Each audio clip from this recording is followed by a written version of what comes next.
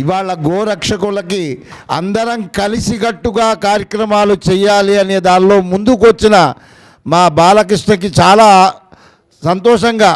Adilabad sub జైల్లో రిమాండ్లో ఉన్నటువంటి వాడపల్లి విజయకుమార్ ఇప్పుడు గోశాల సెక్రటరీ గారికి ఈరోజు జైలు నరసింహ గారి ద్వారా హైకోర్టులో బెయిల్ దొరికిందని చెప్పడకు ఆనందిస్తున్నాం. ఇప్పుడే బెయిల్ వచ్చిందట, నాకు రామారావు గారు మెసేజ్ పెట్టారు. ఇంకొకటి కూడా, నేను ఈరోజు పొద్దునే మా ఊర్లో వాళ్ళతో మాట్లాడాను. కొన్ని విలేజ్లలో మన హిందువులే రోజు ఒక్క గోవు కానీ 2 గోవులు కానీ టార్గెట్ పెట్టుకొని మాంసం తయారు చేసి హైదరాబాద్కు పంపిస్తున్నారు.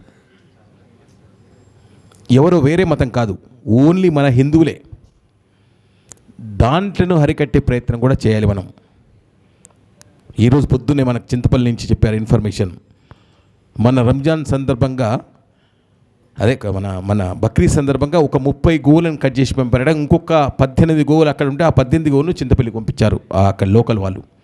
అది కూడా ఆలోచించాల్సిన పని ఉంది. కాబట్టి తప్పకుండా అందరు కలిసి కట్టుగా ఒక ప్రయత్నాన్ని చేస్తూ గోవునైతే రక్షిద్దాం. తర్వాత నేను ఇంతకుముందు అన్న విషయం అంటే పెట్టుబడి విషయంలో గో ప్రొడక్ట్స్కు మాత్రమే నేను సహకరిస్తాను. ఎందుకంటే గోవుల కోసం సహకరించాలంటే 1000 కోట్లైనా సరిపోవు. గో ప్రొడక్ట్స్ తయారు చేసే దాంట్లో ఇండస్ట్రీ పెట్టాలనుకుంటే అటువంటి దాంట్లో ఎలా చేద్దామనే దాంట్లో మాత్రం నేను తప్పకుండా ప్లాన్ చేస్తాను. మళ్ళీ ఎందుకంటే ధనంజయ గారు ఏదో పైసలు ఇస్తానడు, అది గోవుల రక్షణకు గో గ్రాసానికి అనుకునేరు. ఓన్లీ గో ప్రొడక్ట్స్ దాంట్లో నేను మొన్న ఒక మీటింగ్ కూడా పెట్టాను. ఒక 20 మంది గోవుకు సంబంధించిన స్టడీ చేసిన వాళ్ళతో ఒక మీటింగ్ పెట్టుకున్నాను. త్వరలో చింతపల్లి కూడా వెళ్తున్నాం అందరం కలిసి.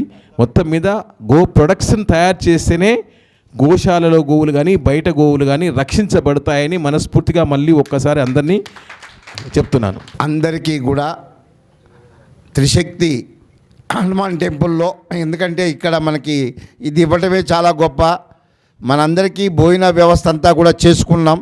కార్యక్రమాన్ని లీగల్గా ఎలాంటి మనం తీసుకోవాలి అనే దానికి లీగల్ సెల్ ఒకటి, కార్యకర్తలకి ఏ విధంగా రక్షణ, గోరక్షకులకు ఏ విధంగా ఇన్సూరెన్స్ పాలసీలు అవి చేయాలనేది ఒకటి.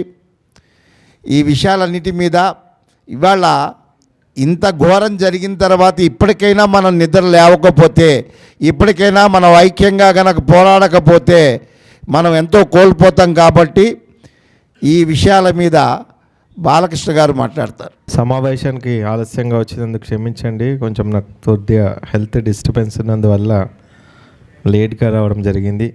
సభాధ్యక్షులు కుప్ప శ్రీనివాస్ గారు, యుగ తెలిసి అధినేత శివకుమార్ గారు,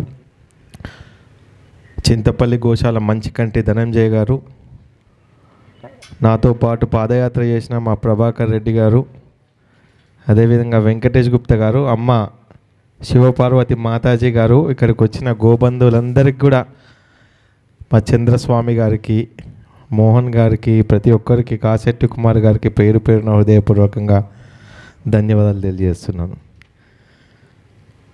ఒక మంచి సమావేశం.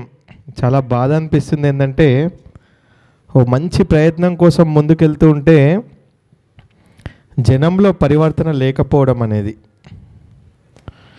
ఈ పరివర్తన లేకపోవడానికి కారణం మనం వాళ్ళ దగ్గర వరకు చేరలేకపోతున్నామా, లేకపోతే వారికి గోవు పట్ల అవగాహన లేదా? ఈరోజు ఆవు లేకపోతే మన మనుగడనే లేదంటాం మనం. మన భవిష్యత్ తరాలు కూడా ఈ భూమిపై బతకవని చెప్పి మనలాంటి కొందరు వ్యక్తులు ఎన్నో రకాలుగా మనస వాచ కర్మన మన ప్రయత్నం మనం చేస్తూ ఉన్నాం. నిజంగా చాలా బాధ అనిపిస్తుంది. ఏంటంటే ఎందుకు మనం ఎంత చెప్పినా జనం అనేది రావడం లేదు. ఒక రకంగా మనం వాళ్ళ దగ్గరికి పోవడంలో సరైన పందాలో పోలేకపోతున్నామని చెప్పి నేను అనుకుంటున్నాను. ఎందుకంటే మన దగ్గర డబ్బులు లేవు, మన దగ్గర అధికారం లేదు, అదేవిధంగా మన దగ్గర పెద్ద వ్యవస్థ లేదు. మనం చెప్పే వినడానికి మన 10-20 మంది, మన 100 మంది తప్పితే జనం ఎవరు కూడా సుముఖంగా లేరు.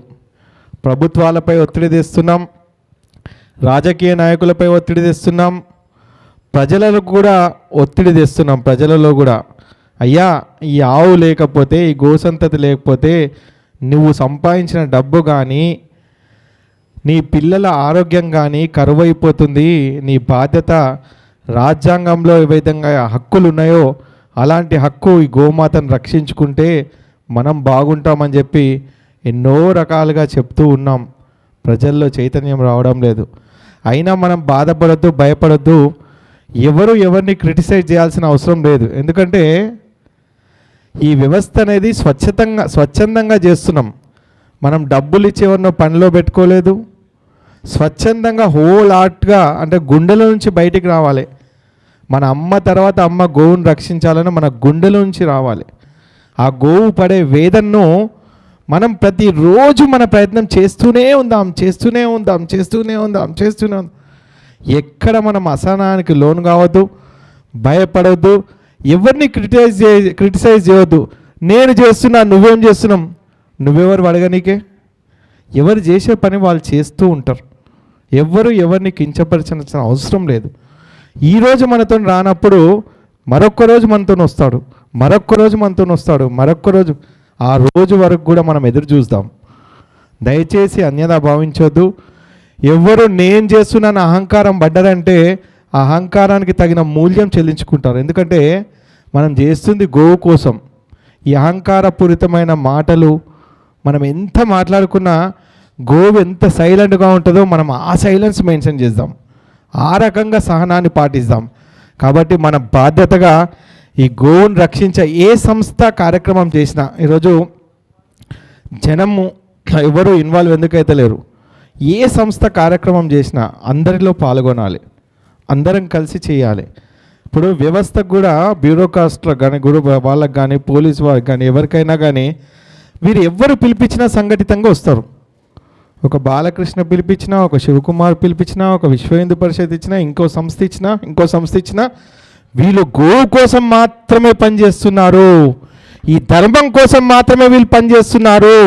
పార్టీల కోసం కాదు, సంస్థల కోసం కాదు. ఒక గోమాత ఒక లక్ష్యం, మన టార్గెట్ అంటూ ఒక లక్ష్యం పెట్టుకోవాలి. ఆ లక్ష్యం దిశగా మనం పయనిద్దాం. ఎన్ని ఇబ్బందులైనా కానీ ఆ లక్ష్యాన్ని ఛేదించడమే మనము ఊపిరిగా పెట్టుకొని ఈ సంస్థలను, ఈ కార్యక్రమాలను ముందుకు తీసుకోవాల్సిన అవసరం మన అందరిపై ఉంది. ఎందుకంటే వాస్తవంగా ఈ సంవత్సరం నేను అనుకుంటా బక్రీద్కు ఒక అవేర్నెస్ వచ్చింది ప్రజల్లో. పోయిన సంవత్సరానికి ఈ సంవత్సరానికి చూసుకుంటే మొదటిసారి కమిషనర్ గారు అంత పెద్ద సమావేశం అందరు ఐపీఎస్లతోని ఒక 7 తెలంగాణలో 7 సంస్థల ప్రతినిధులను అక్కడికి పిలవడం కమిషనర్ ఆఫీస్లో. అక్కడ ఐపీఎస్ ఆఫీసర్ అందరూ కూడా చాలామంది కూర్చున్నారు. నేను, శివకుమార్ గారు, మన కొద్ది మిత్రులు లవ్ ఫర్ కవ్ ఫౌండేషన్ వారు, అదేవిధంగా జస్రాజ్ గారు, సీనియర్లు ఎవరైతున్నా ఒక 7 మందిని కూడా డయాస్ పైన కమిషనర్ గారు, అడిషనల్ కమిషనర్ గారు కూర్చొని ఒక సమావేశం చేయడం జరిగింది. ఇక్కడ నుంచి అక్కడ దాకా ఐపీఎస్ ఆఫీసర్లు కూర్చున్నారు. గోవు బాధ అనేది శివకుమార్ గారు వారికి చెప్పడం జరిగింది. అసలు గోవుని ఎందుకు చంపొద్దు, గోవు వల్ల ఉపయోగం ఏంది, మన గోరక్షకులు కూడా శ్రీధర్ గారు ఇంకా మిగిలిన వేదిక మీద ఉన్న వాళ్ళని అన్ని రకాలుగా నేను అనుకుంటా ఫస్ట్ టైం ఐపీఎస్ ఆఫీసర్లకు తెలంగాణలో పోలీసు ఏసీపీ స్థాయి నుంచి అందరు పై స్థాయి వరకు వల్ల అందరూ రావడం జరిగింది. వారికి గోవు కోసం చెప్పడం, చట్టం కోసం చెప్పడం ఇవన్నీ జరిగింది. అయితే డెప్త్ నుంచి వాళ్ళు కూడా నిజంగా గోవులను కాపాడాలనే ఆలోచన వచ్చింది. చాలా వరకు నేను అనుకుంటాను ఆవులు అయితే కనిపించలేదు. కొందరికి మైండ్లలో ఏం కూర్చుందంటే ఎద్దులను కొయ్యమని చెప్పారు కదా అని అంటారు. ఆ ఎద్దులు అనేది 14 సంవత్సరాలు దాటి కల్టివేషన్ కానీ బ్రీడింగ్ కానీ పనికిరాని పక్షంలో మాత్రం ఒక గవర్నమెంట్ వధశాలలో మాత్రం దాన్ని తీసుకెళ్ళి వధించాలి. అది కూడా ఒక పర్పస్ ఆఫ్ వధ. అది అలాంటిది ఏవైనా చాలా బాధ. మేము యానిమల్ హస్బెండరీ బోర్డు మీద వాళ్ళ మీద కూడా మీరు ఎవరైతే వెటర్నరీ డాక్టర్లు దీనిపై మనం ఖచ్చితంగా వెటర్నరీ డాక్టర్లు ఎవరు సర్టిఫై చేయాలి. అది 2 సంవత్సరాల 4 సంవత్సరాల మన వినోద్ అన్నాడు అక్కడ 14 సంవత్సరాల ఎద్దులే లేవు అసలు. అన్ని 14 సంవత్సరాలు దాటిన ఎద్దులని సర్టిఫై చేస్తున్నారు. అసలు 14 సంవత్సరాలు దాటిన ఎద్దులు కనిపించడమే కరువు అయిపోయినాయి. అలాంటిది ఎంత ఘోరంగా మన కళ్ళను కప్పేస్తున్నారు చూడండి. రాజ్యాంగాన్ని కాపాడాల్సిన పోలీసులు, రాజ్యాంగాన్ని కాపాడాల్సిన వెటర్నరీ డాక్టర్లు, మున్సిపల్ సిబ్బంది ఇంత అన్యాయంగా, ఇంత పాపమా? ఏం పాపం చేసినాయని ఆవులను అతి కిరాతకంగా చంపడానికి మీలాంటి వాళ్ళందరూ కూడా తోడ్పడుతున్నారు. ఒక్కసారి ఆలోచించండి. మీ గుండెల మీద ఈ పాపం మీ పిల్లలకో, మీ భవిష్యత్ తరాలకో రాదని ఏ విధంగా అనుకుంటున్నారు? అన్ని 2-3 సంవత్సరాల నందులు ఎంత ఇబ్బంది అవుతుంది. కాబట్టి నేను ఒకటే ఈ సభ ద్వారా అందరికీ తెలియజేస్తున్నాను, ఎక్కడ ఏ కార్యక్రమమైనా అందరం కలిసికట్టుగా ముందుకెళ్దాం, వేరియేషన్స్ లేకుండా ముందుకెళ్దాం. మనం కలిసి ఉంటేనే గోమాతను కాపాడుకుంటాం. ఎందుకంటే గోవు కోసం మనలో ఉన్న అన్నీ త్యజించుకొని మనం ముందుకెళ్ళాలని మనస్ఫూర్తిగా కోరుతూ ఈ అవకాశం ఇచ్చినందుకు చక్కని ఒక కార్యక్రమము సోషల్ మీడియా మాధ్యమాల ద్వారా మీరందరి ప్రజలకు చేరవేయండి.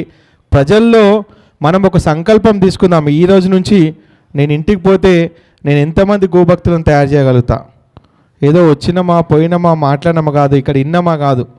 మీ ప్రాంతాల్లో గోవు అవసరమైంది మీరు చెప్పండి. దయచేసి సిగ్గుపడకండి. ఆ రోజు వివేకానందుడు ఒక్కడే ధర్మం కోసం కొట్లాడాడు. సోక్రటీసు భూమి గుండ్రంగా ఉన్నదంటే పిచ్చోడు అన్నాడు.